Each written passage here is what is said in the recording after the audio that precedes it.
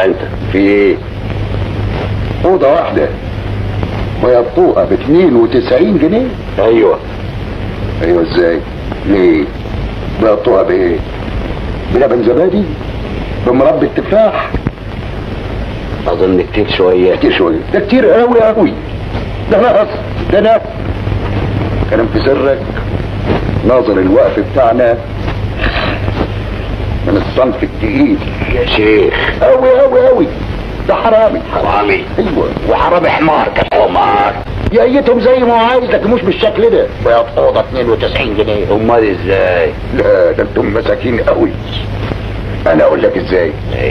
كحت البياض القديم مثلا كذا، صنفرة الحيطان بعد الكحت كذا، تقطيب الخروم والثقوب كذا، تليس الحيطان بعد التقطيب كذا،